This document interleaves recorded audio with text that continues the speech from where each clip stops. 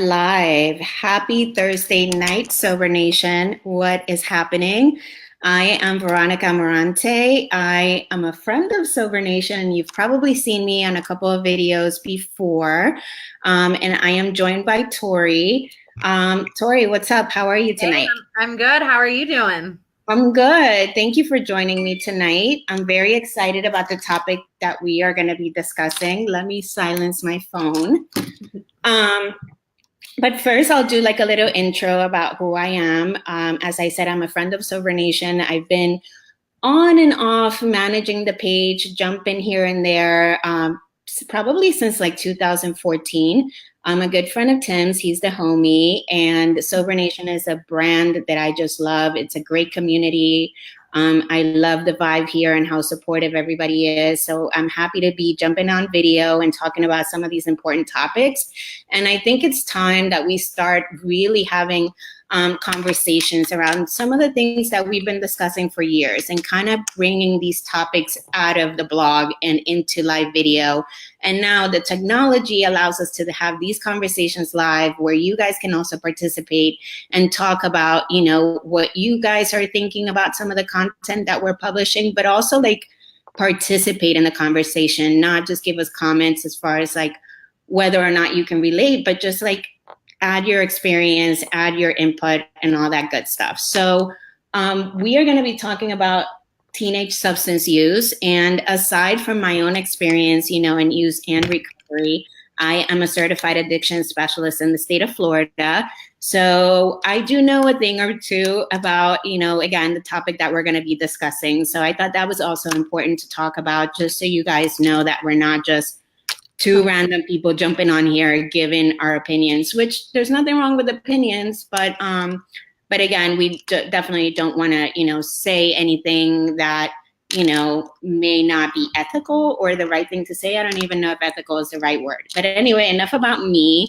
Tori, please tell everybody watching who you are, because you're such a big part of Sober Nation. I don't think people really know what you do, or maybe they do know, but I'd love for you to share, what you do here at Sober Nation. Yeah, so my name's Tori Skeen. I am the content manager at Sober Nation.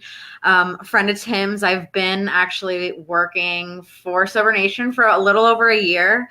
Kind of started writing blogs for Tim on the side of what I did, and then he kind of asked me to go full time maybe 8 months ago. So ever since then, I've been kind of managing the blog, managing the writers that are contribute blogs, and I'm also a certified drug and alcohol counselor in the state of California, even though currently I live in Florida. But I also work in the field full time as well. So I do admissions at a local treatment center, and I've been doing that, different treatment centers. I've been a behavioral health technician, different types of things for the past 5 years. So, I know a little thing or two as well. So, I'm really excited to talk about this topic because I think it is really important to kind of bring into a public platform and to talk a little bit more about it in depth. Yeah, no, I agree. And so you're really like in the front lines. Like admissions is no joke. I've worked in the field and have different, positions as well. But like admissions is when you get the phone calls and people are usually in crisis. So you get to talk to the families and Yeah. like you're like right there. I also want to say hi to everybody tuning in. If you're watching live, thank you so much for stopping by and watching us. Hi, Chuck, Desi, Michelle. I am super blind, so I'm gonna let Tori, read the comments like later. But just again, thank you guys for stopping by. Definitely feel free to ask any questions while we're talking about this topic. Say hi, and then again, if you have any experience with some of the things that we're going to talk about, feel free to jump in and leave a comment, and we'll try to get to all of them and read them. And again, if you have questions, just drop them in. So let's get started. We're talking about, teenage substance use, and, we've all been teenagers, and, I can definitely say for myself that, my using started when I was a teen, and it progressed from there. But we recently wrote this article this week, actually, about how to help parents. Really, it's an article for parents and what they can do to address their sons or daughters' substance use. So we provided a few tips, and I'm not a parent. And Tori, are you a mom? I am not. No. But I know I've been that teenager, so hopefully, I can give some guys. I mean, I can go ahead and give some people some feedback on what it's like to be the teen, but also just my professional opinion and what I know is best practice and what, therapists and people in the field suggest people do in certain scenarios. But if you want to follow along or you want to check out the article that we're talking about, Tori dropped the link in the comments. So definitely click on that at some point and check out the article. The tips are on there, but we're just kind of going to go through them, right now live. Hey, Charity. California, hello. Okay, I won't lose focus. So let's talk about teenage substance use. Gateway drugs. I think the term gateway drugs has gotten a little, it's kind of funny and kind of like a joke almost at this point, and I know particularly with marijuana, there's always been the debate whether or not it is a gateway drug. What do you think about gateway drugs, Tori? And what's your thought behind having this the first thing that you talk about in the article? Yeah, I mean, I think it's definitely it can be a thing. I think for I think for some people it can be something to a gateway to other substances, but it has a big connotation, I guess, and it has had, people think of it as a joke sometimes. But for those people that did, and I personally, alcohol and marijuana were gateway drugs for myself. So, I wanted something else to keep making me feel good, and I would get the next thing that would keep on doing it for me. So I think, that is definitely something to watch out for. But something in the article says, no one wants to grow up and be an alcoholic or an addict, Yeah. So, yeah. Yeah, no, for sure. Nobody ever wants to be that guy, right? Right. There's so much stigma that right now where everybody's working so hard to reduce. Dorothy, you can find the article in the comments section. Tori posted it. So if you scroll through people's comments, I'm not sure if it's in the bottom or, on the top right now, but just scroll through it. Yeah, alcohol is a big gateway drug.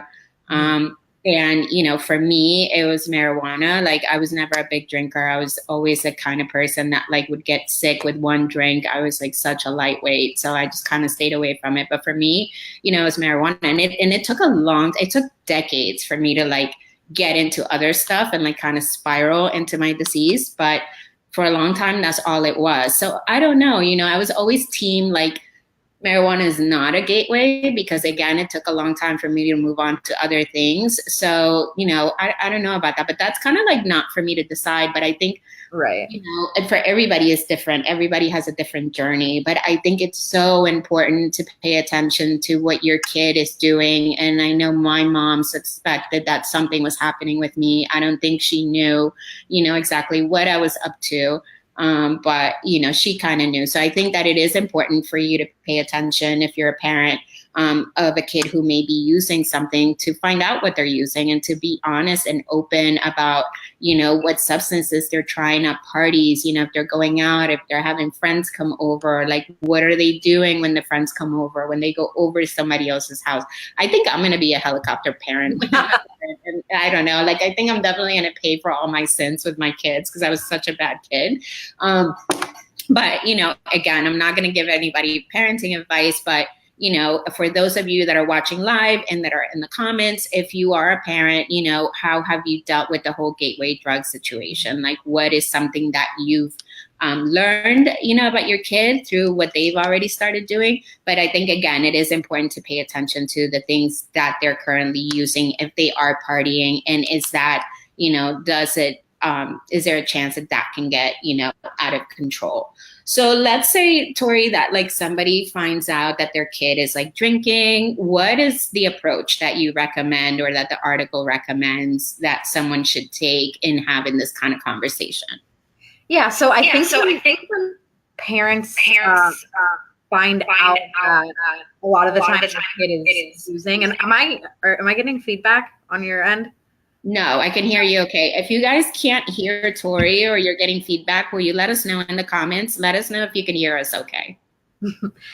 So I think it's really because I've known, friends, I've known people that I've worked with, and parents that I've worked with that really come off very strong. And I think that happens a lot of the time when you're scared, you don't know, you're feeling helpless as a parent, you don't know what to do. And so, a lot of parents come off like helicopter parents, if you will, and pretty defensive, and seem super overprotective at the time. But I think if coming from a loving place instead of super intrusive, I guess, if you will, if I could use that term, because if you're intrusive, a lot of teens are gonna not want to tell the truth, but sometimes, if you're understanding, and all of us were teens at one point, that coming from a loving place actually could benefit like tenfold, I think. Yeah. And that's just my own opinion. Yeah, for sure. So I know some people are saying that they are getting feedback. So will you check and see if your phone is still open from like leaving the comment, or if there's any other app or tab open on your computer? Yeah, let me see here. Okay. All right. Hopefully there's no feedback now. So Okay. Let us know. Again, if it continues to happen, you guys, thank you for letting us know. Sometimes we can rehearse this and we can check all of the technology, and because it's a live broadcast, anything can happen. Technology can fail, the sound will go bad. So we definitely need you guys to let us know if something doesn't sound okay on the other end. And, again, it's live. So sometimes we don't have any control. Sound is good. Thank you, Dean or Dana. See, I told you I was blind. I'm calling some. I think the approach is really important, because I know, just with anything, if anybody comes out there, comes up to me very combative or confrontational, I'm going to get on the fence. I'm going to like put that wall up, and I'm going to be very, I'm probably not going to be honest, right? If I don't want to get in trouble, or if there's some sort of fear. So I think taking the approach of, maybe being a little bit friendly about it, and just kind of creating that dialogue with, your kid, and saying like, hey, I know for me, like I'm planning on telling my kid the truth about what I've been through, and, being pretty honest about like some of the things. Age appropriate though. I'm not going to say like at 5 years old, this is what I was doing. Like, whatever's age appropriate for them to know, I'll give them little by little. But I do want to create that kind of like conversation or friendship or relationship. Not really friendship, because I'm still their parent, but I want to create that relationship with them that they could talk to me about anything. And then if there's drug use or something like that, I don't want it to be a thing that they can't tell me. If anything, I want them to come to me and ask me questions about it. And, I don't know, like I'd rather have them be safe than, go behind my back and God forbid something happens. So I definitely agree. The approach is really important, especially if you're trying to foster that kind of bond, that kind of relationship with your kid. And I know there's some people, be honest. Yeah. I mean, there's some people that are saying they're going through it right now, and that they, got resistance, and, some other people are saying to be honest. So I think it kind of goes 50-50, and I think it's an individual thing, and each family has their own kind of flow and their dynamic. So I think, but again, I think best practice would be to come from a place of support and, of concern for their health, and not to be judgmental. I think like people do, some kids may feel judged, or may feel like they already know, they probably already feel guilty about it. So They may not want to be honest because they don't want to let you down. They don't want to let their parents down. So they may not be honest. So I think if you come from a place, of support, not support of the using, but support of them and their well-being, I think maybe, you can get, somewhere with that. So that's about approach. And I'm like I'm all in everybody's business. Like, so if you guys see me squinting, that's what I'm trying to do. I'm trying to read the comments. All right, awesome. People keep chiming in because if I can't read them right now, I'll go back when this is over and talk to you guys, and so go Tori. So if we don't get to your comments, just keep typing away, and we'll get to them. I'm just gonna chime in. I really love what Vic said.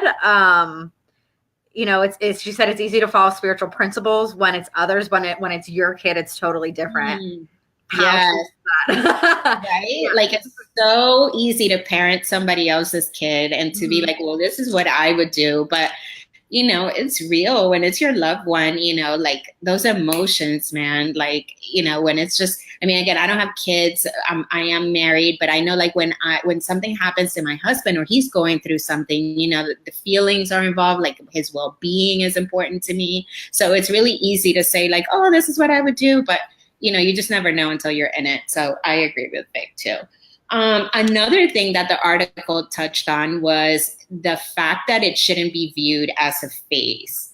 And I am so intrigued by that because, I don't know that I thought my use was a phase, but definitely I could see, why a lot of people think it is a phase. And sometimes it is a phase for a lot of people. We were I was not, I don't know if it was an unfortunate thing or a fortunate thing, but it wasn't a phase for me. So what do you have to say about the whole, it's not a phase or it is a phase argument? Yeah, I think for some people that it absolutely can be a phase. If you're not an addict or an alcoholic, and, especially for teenagers, like your brain at that type of, and when you're maturing like that is still growing, and it's so easy for, and I'm not a doctor, God, definitely not a doctor, but like, like your decision making areas of your brain are like super, or not, how do I say this? They're not like matured all the way yet, and so sure, it may be a phase, but like when you are a kid and you're vulnerable and you're going through let's say you're going through high school, it could be a phase, but it's real easy, I think, in my experience and in my everything that people that I've worked with, it's so easy to have it keep on going through high school, and then you get to college and there's that party scene, and then when you get out of college and you're the one still using, then it's not really a phase anymore. So I think everyone's different and everyone has their own path, but I really like that. Don't brush it off as a phase, because I think any whether it be teen substance use or any time could be alarming for anyone. Yeah, no, it's a concern. There's all kinds of factors, and things to consider. And I do like that approach of not thinking that it's a phase, because you don't know, like, if it is going to be a phase. Like, the bottom line is it does need to be addressed. Like, if, a teenager is drinking, if they are, using other substances, if they're smoking cigarettes, it needs to be addressed. It can't just be brushed off as a phase. You're hoping it's a phase, but what if it's not? The conversation still needs to take place. Mm-hmm. So I agree with that. I don't think it should just be like, here's hoping it is a phase and then that's it. But I think, you need to stay on top of that, and you kind of need to monitor that. And, I think it is very important to not just brush it off, because you just don't know, God forbid, something happens. Let's see, what's Dorothy saying? Yeah, it is difficult to find support. Chuck said that family support groups help a lot, and that's very true. Dorothy, there's a lot of resources online, and, Tori, maybe we can, after the broadcast, we can drop some links to some resources, and we can talk about the community forum as well. Perfect. Which is one of our resources that hopefully you guys will go ahead and try for yourselves. And, it's a different, well, I'll let Tori go ahead and explain what it is. But yeah, there is support out there, even if you can't find it in your local community. Thank goodness for the internet. There are resources, and we're happy to share some of them with you. So again, not a phase. Now, the next kind of section of the article is how the family changes. And the family, it's hard having a teenager at home. And again, I'm not saying this because I'm a parent. I'm saying it because I was a teenager, a difficult teenager, and I gave my mom a really tough time. And the family changed as a result because they needed to, my mom needed to cope with my behavior, and, she needed to get me in check and put me in check, right? So as a result, she needed to adapt, to my new behavior, and she needed to form her own behaviors and her coping skills. And that was just like a whole layer of things. So I think that's just in general, as you have kids at home growing, the family continues to evolve. Because Tori, like you said, brains are developing. So, there's still a lot of discovery happening. There's a lot of new starts with middle school, going to high school, and just different life experiences are happening. So I think family dynamics continue to change. So the family definitely does change when there's using going on in the household. There's definitely a lot of change happening when there's addiction happening in a household. But what's really beautiful is that also when there's recovery in a household, it also changes. So that's what I love about the fact that, like, the good is, it's like that Buddhist saying, the good news is everything changes. The bad news is that everything changes. But the good news is that everything changes, right? So we're not going to get stuck in this one thing. So if things are bad, we can enter recovery, we can enter solution, and that can be also a change. So Tori, tell me about, this section in the article about how the family changes, from your point of view. Yeah. So I think that, the family as a dynamic, when someone is in addiction, it's like when one person is fallen over, all the other people, it's like a domino effect, not saying that the other family members are using, but they're in crisis as well as the person that is the identified person, that is using. And so I think that once, a person does enter recovery and gain sobriety, then, a lot of the times the whole family has to change and develop new coping skills for themselves to deal with their loved one. Or, even in my own personal experience, my mom, she's not an alcoholic or an addict, but she, says she's in recovery because, even with my using, she had to change her ways and some of her thinking patterns around me and, and the way that she views life. And so I think, that's really important that, even with one person changing, the whole family changes, and it can definitely be for the better and make a big difference in someone's life.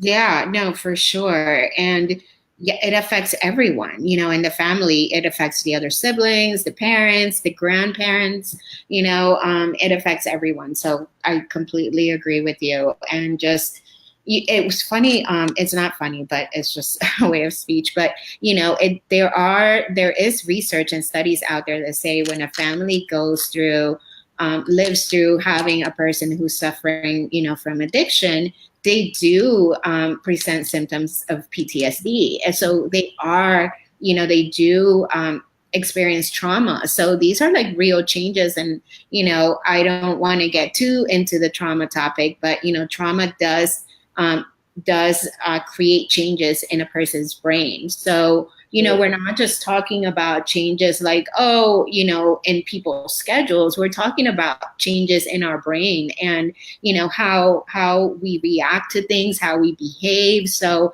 this is super, super deep. And that's why it's so important that everybody receives support. Definitely at any level that they're at. If you are seeing signs of substance use in your teenager and you're not sure, what you should do, is time to reach out and see, what kind of support you have around you, what you can learn online. Be careful about what you read online. Make sure that is, something that is, you know, a good resource that is not just like a random page that you're listening to, but find support, research, look for information. It's a great time to start, learning a little bit more about, what your kid is going through, or maybe even, kids will actually tell you themselves what they're going through and what they face when they go to parties, what they're going through at the school, that, and some may not. So maybe you talk to other parents, you see what they are dealing with. And it's funny because parents sometimes don't want to give the tea. They don't want to tell you like what's going on in their household because they're afraid of looking bad, so, but I think it's so important to just have the conversations and to knock it off. Let's knock off the shaming, the parent shaming, and let's like have real conversations with our neighbors and our communities about what's really going on, because lives are at stake. So let's just knock off the parent shaming. Everybody's trying to do the best that they can with what they have. So let's just at least have the conversations is all I'm trying to say. So let's read some comments. Chuck, 7-10 year. Mom, trying to make a retook home. Yeah. All the kids. Oh, cool. Yeah. For sure. I know so many people who bring their kids to meetings, and I think it's beautiful, and they become part of the community and they're embraced and they grow up seeing and learning so much. And I think everybody kind of, every family is different and you have to do what you feel comfortable doing. But I think it does, when you can bond over, recovery, when you can bond over, healing, or just any kind of experience that's positive, I think it's beautiful. And I think it could definitely help the family. What do you think, Tori? Absolutely. And one of the comments was, it was Charity's that her kids were raised in the rooms with discretion and an iPad with earphones. I love that. Just because like, I wish I had gone to meetings or, known about recovery when I was, in the throes of my addiction. I think it would have saved me a lot of time and a lot of pain, and so I think that's really important. Yeah, for sure. Yeah, I didn't know anything about recovery or like, that ever existing, and, maybe like in movies, but it was such a stigmatized thing that I never related, because it was like, they were portrayed in such a negative, like polarizing way that I never could make the connection that could be, something that I can, participate in. So, right. So I love this next section, not beating yourself up. So I think that was a great segue with the shaming and the stigma and the not wanting to have the conversation. Another important piece, don't beat yourself up. Tori, you wrote the article. Talk. Yeah, don't beat yourself up. You're not the only, if it's your child, you're not the only person that has gone through this. You're not the last person that's going to go through this. There's a whole world of support out there. I mean, Al-Anon, Nar-Anon, there's Families Anonymous, there's online stuff. There's a bunch of stuff, and you probably, have met someone that you don't even know who their kid is in recovery. You just don't know it yet. So I definitely think just don't beat yourself up. Yeah. Yeah, no, for sure. Again, I think everybody's trying to do the best they can with what they have. And I think it's also important to note that just because, a kid is drinking at a party or is smoking weed in the weekends, it doesn't mean that, all of a sudden everybody has to go to like a fellowship, right. But I think the message we're trying to give is that, it is time to have a conversation, with your child. It is time to make an assessment about the situation and just reach out for support, even if it's just talking to, another family member, or just your supports, your inner circle about what's happening with your kid. Like, should you be worried? What are their other friends doing? And just kind of looking into the situation. And, you could even talk to your doctor, like your medical, doctors are just kind of, the correct answer is to talk to a professional and a doctor. But I also know that like, general like family doctors don't get a lot of training in addiction, and they don't get a lot of hours in, making assessments in addiction. And it's really disappointing. And I know that there's a lot of good people trying to make changes to that and trying to bring more education to physicians about addiction, so that not only is there earlier detection and early interventions, but so that they know, how to deal with these scenarios, and not, for example, put somebody who has a history of substance use, put them on benzos or whatever, so there's a lot of issues, with physicians and them trying to get more education. So, but the advice is you should still talk to your doctor. You should, if they're underage, you can absolutely talk to your pediatrician and say, this is what's happening. This is my concern. What do you suggest? Talk to your friends. I mean, maybe they're going through the same thing, or even talk to, other family members who had kids who are now in college or who are older. Did they go through that? What did they do? So, but don't beat yourself up, because that's just not going to help anyone. And again, if you guys are watching live, thank you again for watching. If you're watching the replay, please let us know, type replay, so that way we know in future videos, like how much to kind of say for future, like if somebody's watching this in the future, kind of like to make sure we include you guys more. And I know how it is. Sometimes I don't catch things real time or live, so I'll watch the replay a lot. And it's just helpful when the person who's talking addresses the replay people, because, we couldn't be there real time, but we joined anyway and we exist. So thank you, my replay people, for watching anyway. So I think those are all the tips we had to give in that article. Do you have anything to add, Tori? Yeah, I just there was one comment. It was Chris, and hey, Chris, how are you? How close you become with your family after you have been through it, and I think, kind of making closure on this whole thing is that once that someone does enter recovery and gain some time sober, the relationships that you have with your family that were once severed, are now reunited, and it's a really cool feeling to have. It's a really cool thing to see, and a really cool thing to experience. Yeah, no, for sure. And I think, sometimes it could be tough. For me, it wasn't, that easy. I mean, I still my mom still doesn't really understand what I went through. She just knew that I was really, really sick, and it's just a different culture. So, in the Latin culture, usually, and maybe this is something we can talk about in another, broadcast, or something we can write an article, in the Latin culture, we kind of deal with our own problems at home. We don't go to 12-step meetings. There's a lot of 12-step meetings now in Spanish, and there's amazing communities, Latino communities in fellowships, which I'm so happy about. But I think old school Latin parents are very what are you talking about? Depression in our family. No one is depressed. So I have no idea what my family's mental health history is, because no one in our family has depression issues or anxiety. What are you talking about? Everybody's just having a bad day. So, I mean, so it all depends, right? So I think my mom, obviously she's very supportive of me. She loves me. And, but I don't think she understood what was happening when it was happening. She just knew she had to give me a ride to this random place where meetings would happen. She would have to give me a ride because I totaled my car. So that was very embarrassing to be dropped off by my mom, but my poor mom didn't know what was going on. My brother, on the other hand, did not speak to me for quite some time, even after I had some time.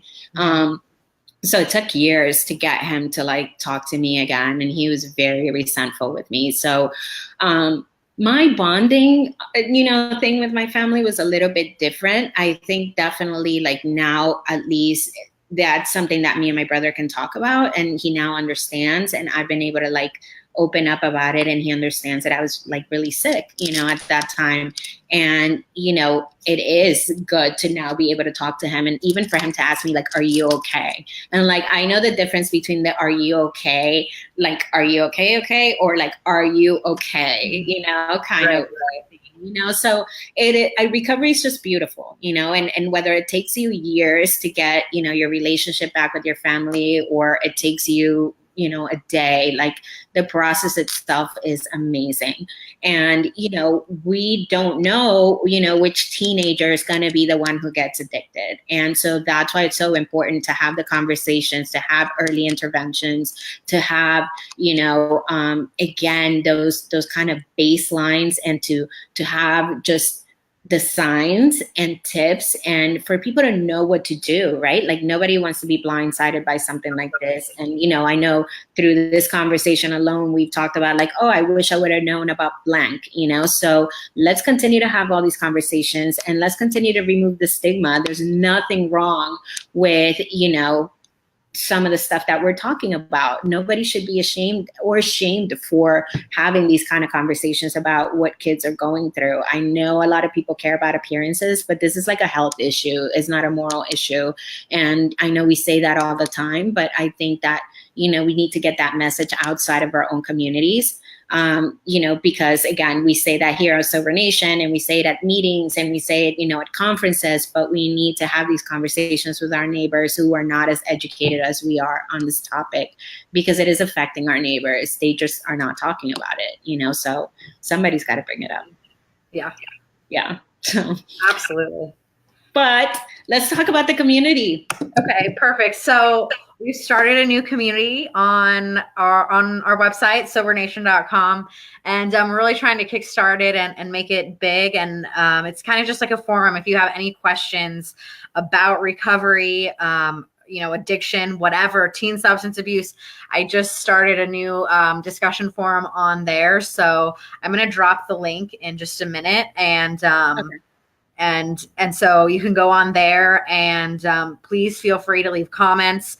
If you want to see an article about something else that we haven't talked about, please just write on there. We really just want Sober Nation to be a platform where people can speak about their experiences, about what's going on with them, and how to help people. And that's really like what we want to do. Go there and you'll find a lot of information. Yeah, absolutely. So what's the difference between the community forum and the page, for example? Is it more page to, look at the article? It's just kind of like all in one platform, if you will. Awesome. So you don't have to be like searching. It's easier to find like all the topics. That's for Absolutely. Sure. Because, we post a lot of content here on the page. We post a lot of content on Instagram. And as you guys know, that stuff comes and goes, time passes by, but it sounds like the community forum is kind of like a catch-all of these conversations. And, again, like posts that were like in 2014, like I can't go back and find those comments on there. So I'm sure the community forum makes that a lot easier to go back, find conversations, or if there's a specific topic that somebody needs help with, they don't have to search, the Facebook page for like years back, right, if it's a topic we haven't talked about. So that sounds like an amazing resource. Tori's going to drop the link in the comments section. Be sure to sign up. This conversation is going to continue about teen substance use in the forum. So definitely make sure you sign up. And again, you're also welcome to start another topic. And we always encourage feedback. Let us know if there's something you want us to talk about. Recently, via Instagram, and that's another thing I love about, this community, is that there was a topic that got brought up about, being more inclusive as far as LGBTQ and creating more content, for that community. And we were like, yeah, I almost cursed just now, and that was awesome that I was able to catch it right now. So that was like a really good save, because I was like, right there, I almost cursed. So we went ahead and created content around that, and we are inviting that person to become a writer. So also, if you want to write about any specific topic, Tori is the person who you would want to talk to. We're always looking for contributors, and we're also always looking for people to submit their sober story. As you guys have probably seen, we post people's sobriety date, their picture, and, you know, what they went through, how their life is now. And, you know, I love those pictures. I love how supportive everybody is and how everybody gets congratulated. And that's what I love about this community. Everybody's so supportive, and they will, you know, rally behind you and let you know that you can do this and that you can put time together. And nobody's perfect. We all have, you know, our setbacks, but that's okay. Like, you just keep trying. You don't give up no matter what. And so thank you all for watching. You guys are awesome. Again, if you're watching the replay, let us know that you're watching the replay.